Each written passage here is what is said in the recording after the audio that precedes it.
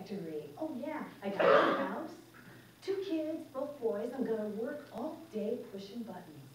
On the first day, my boss says to me, "Oh, let's get you busy." I said, "Yo!" He said, "Push this button with your right hand." "Hi, my name is O, and I work in a button factory." "Oh yeah, I got a spouse, 2 kids, both boys, and I work all day pushing buttons." The next day, my boss said to me, "Oh, are you busy?" I said, "No." He said, "Push this button with your left hand." "Hi, my name is O, and I work in a button factory." "Oh yeah, I got a spouse, 2 kids, both boys, and I work all day pushing buttons." One day, my boss said to me, "Oh, are you busy?" I said, "No." He said, "Push this button with your right foot." "Hi, my name is O, and I work in a button factory." "Oh yeah, I got a spouse, 2 kids, both boys, and I work all day pushing buttons." One day, my boss said to me, "Oh, are you busy?" I said, "No." He said, "Push this button with your left foot." "Hi, my name is O, and I work in a button factory." "Oh yeah, I got a spouse, 2 kids, both boys. I work all day pushing buttons." One day, my boss said to me, "Oh, are you busy?" I said, "No." He said, "Push this button with your head." "Hi, my name is O, and I work in a button factory." "Oh yeah, I got a spouse, 2 kids, both boys. I work all day pushing buttons." One day, my boss said to me, "Oh, are you busy?" I said, "Yes."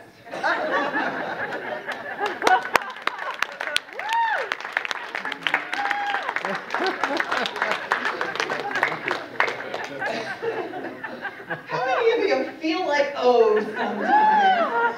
Oh my goodness.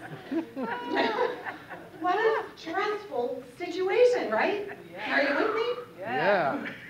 What was causing O's stress? No boundaries, not saying no. Okay? Fear. Fear about what? Losing a job. Okay. I want to talk to you about stress.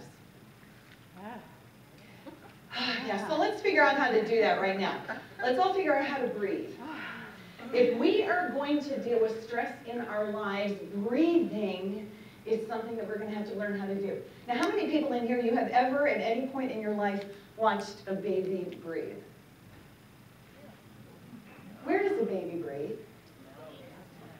Right here. Babies belly breathe.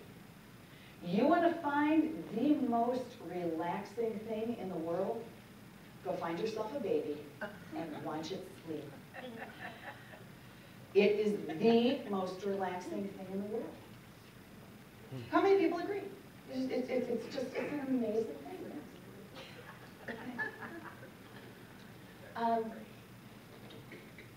So when you're breathing, literally what I want you to do is focus your breath down here in your diaphragm. It's called diaphragmatic breathing. If you've ever been a singer, right, you've learned diaphragmatic breathing, haven't you? Mm-hmm. Right, because you can't project out of the voice. Yeah, they're sitting over here doing, right, all these exercises, right, that we learn how to do when we're learning that kind of breathing. Sometimes when I'm teaching business courses across this country, one of the things that I do is I trick the audience, and I'll say to them, "Okay, everybody take a nice deep breath." And adults, when they breathe and they're stressed, here's what they do, right? And their breathing is all up here. It's from here up, and it's very shallow. And so what's happening is they're not getting to the endorphin stage of deep breathing.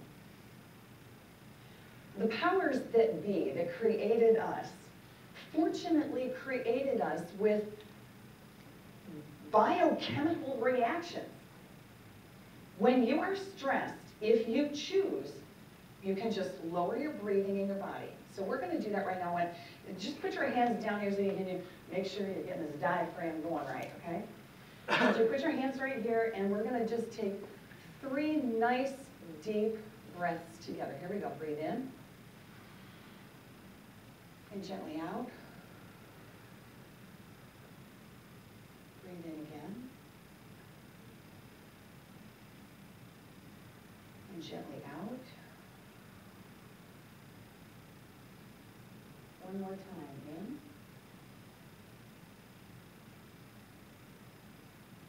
And gently out.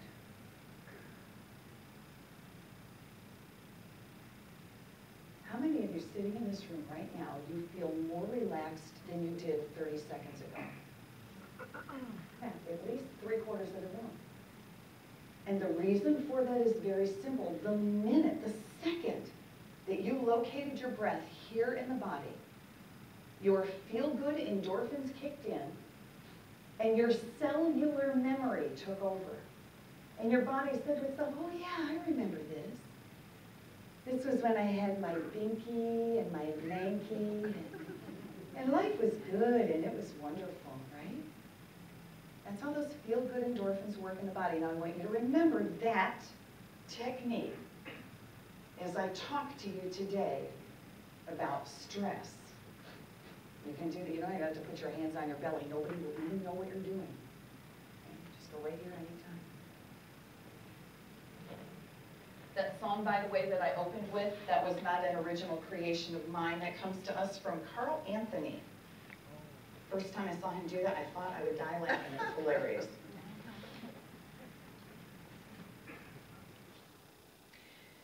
Stress.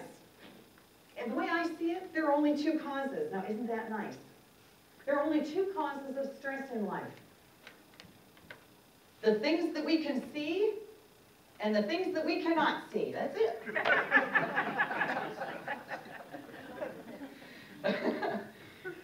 I can remember years and years and years ago, I don't know if any of you ever saw the stress test. Did you ever see that?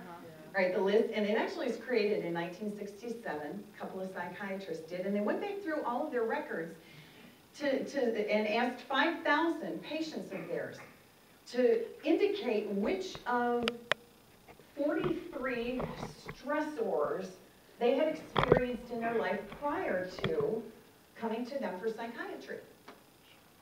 Okay. And so in 1967, here were the top 10 stressors. Death of a spouse, divorce, a marriage separation, a jail term, death of a close relative, injury or illness,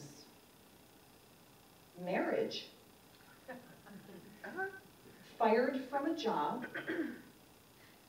a marriage reconciliation, and retirement. Wow.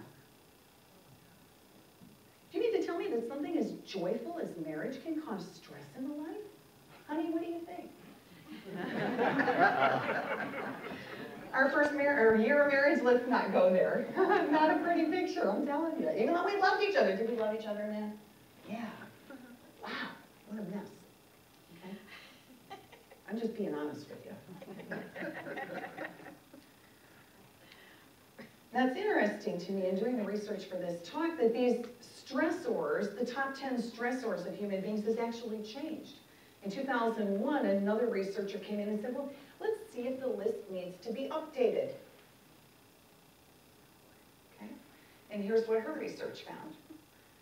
Number 1 cause of stress is still the death of a spouse. Number 2 is now jail sentence. Doesn't that sound like an interesting comment on our society? Death of an immediate family member is now number 3. An immediate family member commits suicide. Suicide wasn't even on the original list. So it's not only have the trauma of somebody dying, but how they chose to leave. Getting into debt beyond your means of repayment wasn't on the original list. A period of homelessness.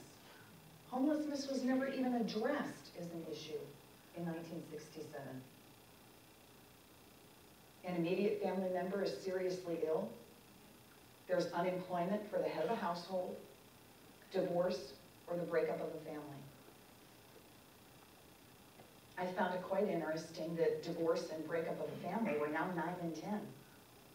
Tells me that as a society, we've learned how to cope with those things. I'm not necessarily saying that's good, you understand. It's just that we've learned how to deal with what unfortunately is the inevitable. Half of the marriages in this country will end in divorce. It's just fact. It's just a fact. I wanted to share with you the rest of the list, because there were quite some surprises on here to me.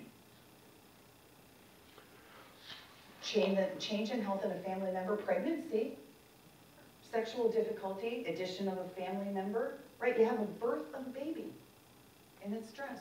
How many new parents would agree with that one? You've been a new parent, you're like, yeah. Mm-hmm. This one I thought was interesting. A major change in financial state. It gives no judgment whatsoever whether that change was good or not. You've heard it, I'm sure you've heard it. People who win the lottery, wow, big stress in their lives. Death of a close friend, changing to a different line of work, change in the frequency in the arguments with your spouse. Mortgage, major purchase over $15,000, foreclosure on that mortgage, change in responsibilities at work. Now, didn't we see that with O? Right? Change in responsibilities at work brings stress. Kids leaving home, that's the whole empty nest syndrome. Trouble with your in-laws. This one I thought was very interesting also. Next one. Outstanding personal achievement. An outstanding personal achievement is a source of stress in life. And I thought it was really quite interesting because what brought that to mind, what came to mind right now when I first read that one was this man. How many of you recognize his face? Who is he? The pilot. The pilot? Yes. This is Pilot Sully, the pilot of the U.S. Airlines flight that crashed into the Hudson River in January 2009. Okay? Now that was in January. Now he was that fast considered to be a national hero, is that correct? Yes. He saved the lives of every single person on that plane. Now this is obviously the cover of Toastmaster magazine, December 2010, so not quite 2 years later. What happened in that man's life as a result of being called a hero, it completely changed. Everything about his work, okay, he was thrown into the limelight, and he was a very, very quiet man. His first interviews right after that, difficulty speaking, that's why he joined Toastmasters. Truly, that is why he joined Toastmasters, because he was being interviewed constantly and did not know how to reply. Mm-hmm. He retired in March of 2010, just a little over a year after that accident. His success changed his life. It was a stressor.